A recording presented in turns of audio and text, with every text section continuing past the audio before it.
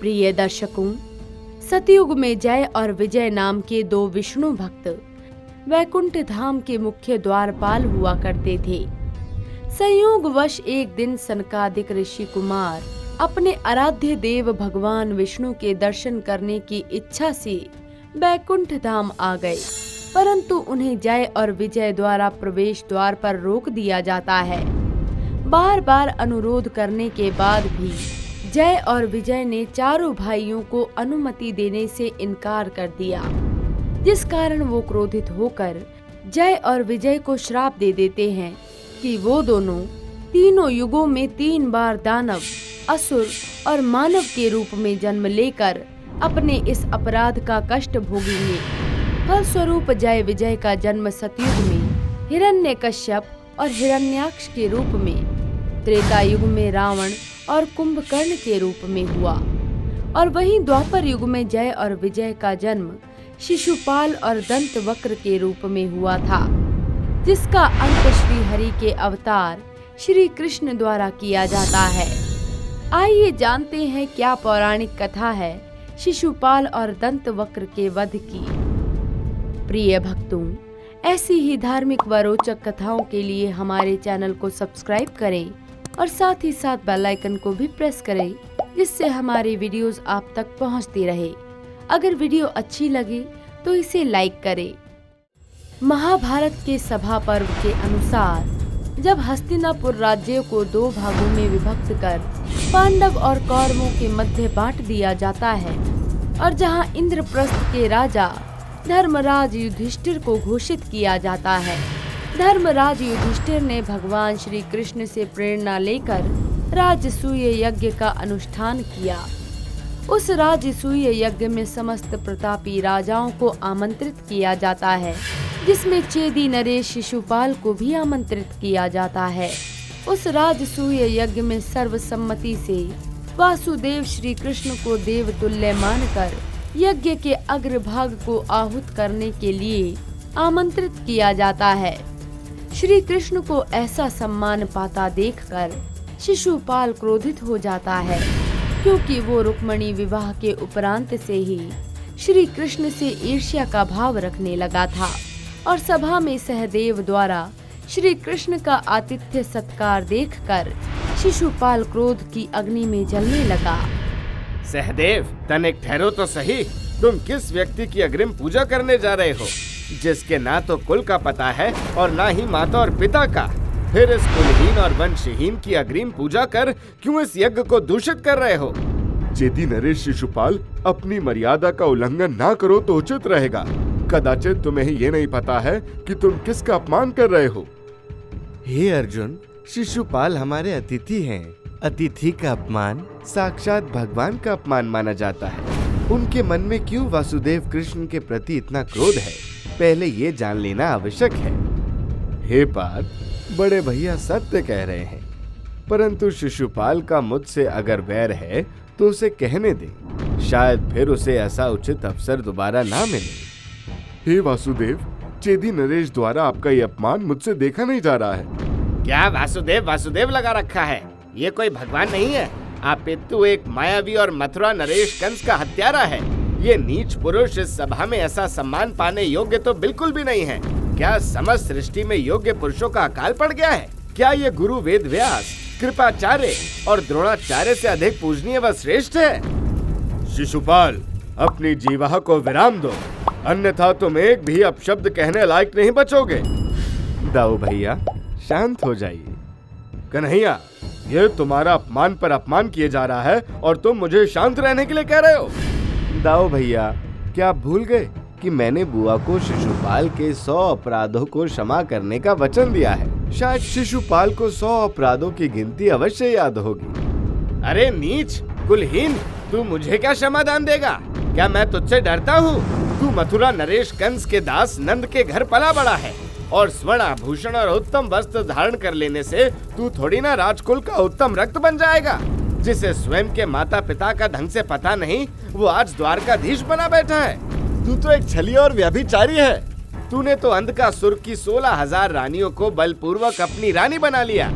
मुझे ये भली भांति पता है तूने गोकुल में क्या क्या गुल खिलाया था। चेदी नरेश, तुमने अगर एक भी अपशब्द अब वासुदेव श्री कृष्ण के विषय में कहा तो मैं अतिथि मर्यादा को तोड़ने में तनिक भी देरी नहीं करूंगा। श्वेत वस्त्र धारण कर लेने से कोई ब्रह्मचारी थोड़ी ना बन जाता है। शिशुपाल, माता गंगा की सौगंध, आज अगर ये यज्ञ का अनुष्ठान ना होता तो तुम्हारे जीवन का सूर्य आज अस्त हो जाता। हे पितामह, चेदी नरेश आपका अपमान नहीं कर रहा है, अपितु ये अपने अहंकार के वशीभूत होकर केवल मुझे ही अपमानित करना चाह रहा है। रे ग्वाले, तूने सत्य कहा है। तो जैसे छलिया का स्थान मेरी जूती के नीचे है, ना कि ये राज सिंहासन पर। शिशुपाल, सावधान, तुम्हारे अपराधों की संख्या 99 हो चुकी है। तुम्हें ये मेरी आखिरी चेतावनी है। अगर तुम्हें अपने जीवन से तनिक भी प्रेम है तो अभी के अभी अपनी वाणी पर विराम लगा दो। ग्वाले, तू क्या मुझे चेतावनी दे रहा है? तू तो एक बहरूपिया है जो राजाओं के वस्त्र पहनकर एक झूठा राजा होने का ढोंग कर रहा है। तेरी सब माया का खेल मैं जानता हूँ। शिशुपाल, मेरे द्वारा दिए गए वचन की सीमा को तुम लांघ चुके हो। रे छलिया, तूने जिसका नमक खाया तूने उसी का वध कर दिया। फिर तेरी किस बात का मैं सम्मान करूं? मैं तेरा 100 बार नहीं 1000 बार अपमान करूंगा, क्योंकि तू उसी के लायक है। शिशुपाल, अब बस, तुम्हारे अपराधों की संख्या 100 हो चुकी है। अब तुम्हारे पापों का घड़ा भर चुका है। ऐसा कहते ही भगवान श्री कृष्ण अपने सुदर्शन चक्र का आवाहन कर इंद्रप्रस्थ की भरी सभा में शिशुपाल का अंत कर देते हैं। प्रिय दर्शकों, शिशुपाल वासुदेव की बहन सुतसुभा और चेदी के राजा दमघोष का पुत्र था। इस तरह से वो श्री कृष्ण का भाई था।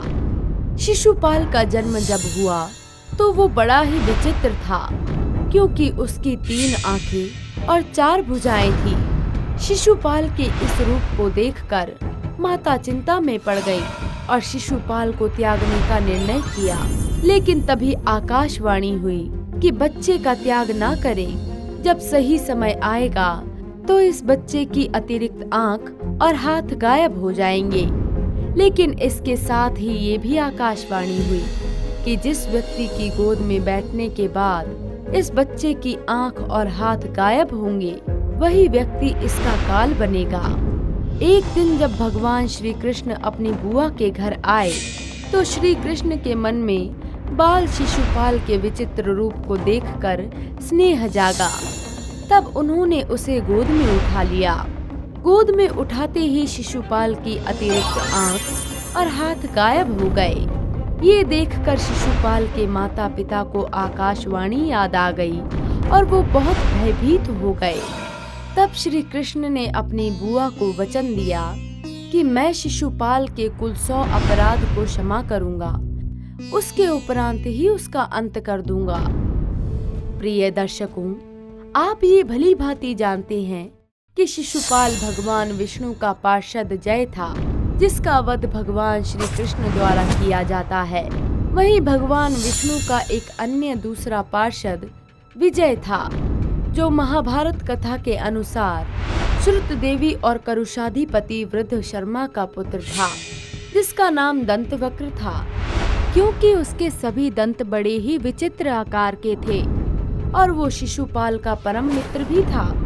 जब उसे ये ज्ञात हुआ कि श्री कृष्ण ने शिशुपाल का वध कर दिया, जिस कारण उसके क्रोध की कोई सीमा न रही, वो श्री कृष्ण से शिशुपाल की मृत्यु का बदला लेने के लिए द्वारिका पहुंच जाता है और श्री कृष्ण को गदा युद्ध की चुनौती देने लगता है। मायावी कृष्ण, तूने जिस प्रकार मेरे मित्र का वध किया है, उसी प्रकार मैं अपनी गदा के एक प्रहार मात्र से तुझे यमलोक भेज दूंगा। है साहस तो मुझसे गदा युद्ध करो।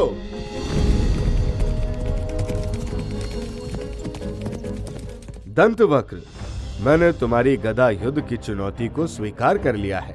अगर कोई अन्य इच्छा है तो वो भी बता दो। जिसके बाद दोनों के मध्य गदा युद्ध होने लगता है। तभी दंतवक्र प्रतिशोध की अग्नि के वशीभूत होकर श्री कृष्ण के सीने पर एक महाभयंकर प्रहार करता है, परंतु श्री कृष्ण एक अटल पर्वत की भांति खड़े रहते हैं। दंतवक्र के गदा प्रहार से जब श्री कृष्ण का कुछ भी अहित नहीं हो पाता, तो वो अपनी समस्त शक्तियों को पुनः एकत्रित कर अपनी गदा से भयंकर प्रहार करने ही वाला होता है। तभी श्री कृष्ण एक महाभयंकर गदा प्रहार दंतवक्र पर करते हैं, जिससे दंतवक्र की गदा दूर जा गिरती है, जिसके बाद भगवान श्री कृष्ण उसका अंत कर देते हैं।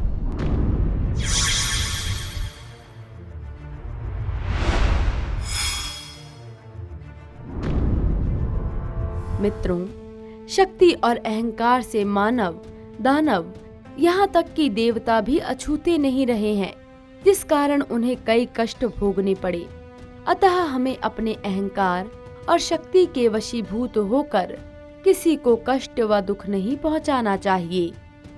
अगर आपको ये वीडियो अच्छी लगी हो तो वीडियो को लाइक करें और हमारे चैनल महावॉरियर को जरूर सब्सक्राइब करें और साथ ही वीडियो की अपडेट पाने के लिए बेल आइकन को जरूर दबाएं।